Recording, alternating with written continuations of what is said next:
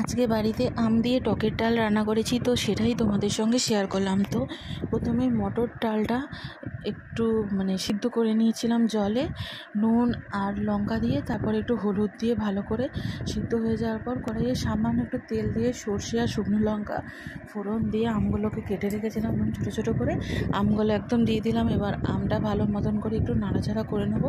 তো কিছুক্ষণ একটু নাড়াচাড়া করে নেওয়ার পর আমটার মধ্যে আমি একটু হলুদ গুঁড়ো দিয়ে দিয়েছি। তো তোমরা চাইলে এটা স্কিপ করে যেতে পারো। তো আমার বাপের বাড়িতে অবশ্যই কিন্তু এরকম আমগুলোকে ভেজে করা হয় না, এটা আমার শাশুড়ি মার রেসিপি, আমি করলাম আমগুলোকে ভেজে। তো এবার একটু হলুদ দিয়ে দেখো আমটাকে আমি ভালো মতন করে নাড়াচাড়া করে নিচ্ছি। একদম ভালো মতন করে আমটা নাড়াচাড়া হয়ে যাওয়ার পর এবার এটার মধ্যে যে সিদ্ধ করে রেখেছিলাম মটর ডালটা আমি আস্তে আস্তে করে ঢেলে দিলাম, দিয়ে একদম, এবং গামলাটাতে যেটুকু লেগেছিল সেটাতে একটুখানি সামান্য গরম জল দিয়ে ভালো করে গুলিয়ে আবার দিয়ে এবার ফুটিয়ে নেব।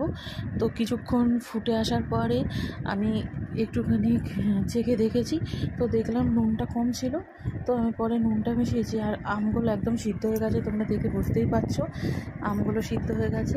তো এই জন্য ভালো মতন করে আমি একটু ঘেটে দিচ্ছি। আর মটর ডাল খুব তাড়াতাড়ি ঘন হয়ে যায়। তো এবার দেখো আমি পরিমাণ মতো নুন দিয়ে দিলাম। আগে আমি ডাল সেদ্ধ করার সময় দিয়েছিলাম, কিন্তু অতটা পরিমাণ হয়নি। তো তারপরে একটু সামান্য চিনি দিলাম, কারণ টক ডালে মিষ্টি না দিলে স্বাদ লাগে না। তো তারপরে দেখো দিয়ে একদম ঘেটে দেওয়ার পর একদম ঠিকঠাক হয়ে গেছে। তো আম ডালের রেসিপিটা তোমাদের কেমন লাগলো শেয়ার করে জানিও। ধন্যবাদ।